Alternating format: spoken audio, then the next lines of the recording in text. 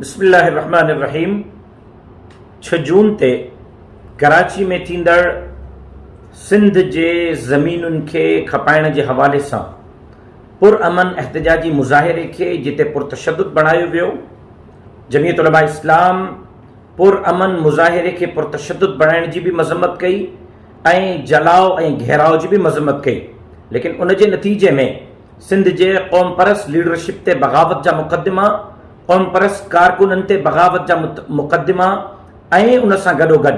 सिंध जे मोभी ऐं अरॾे पुट शहीद बशीर ख़ान कुरैशी जे फ़र्ज़ंद मुंहिंजे भाउ सनान ख़ान कुरैशीअ खे 2 ॾींहंनि खां लापता करणु मां सम्झां थो त इज़हार आज़ादी जूं बि धॼियूं उॾाइण जे मुतरादिफ़ आहे,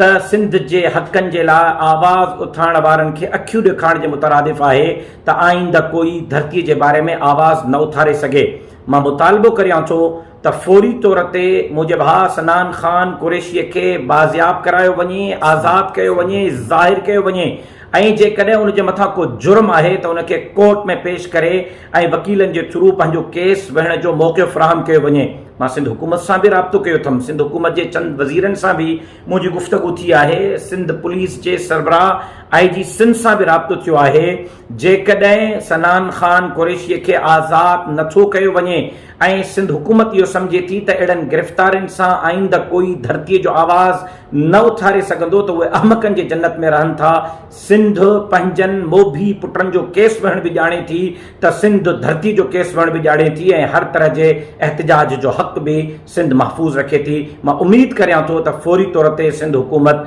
बशीर ख़ान जे फ़र्ज़ंद सनान ख़ान खे ज़ाहिर कंदी, जेकॾहिं को केस आहे त अदालत में पेश कंदी ऐं इन में सिंध हुकूमत कंहिं बि क़िस्म जी सुस्ती न बरतींदी।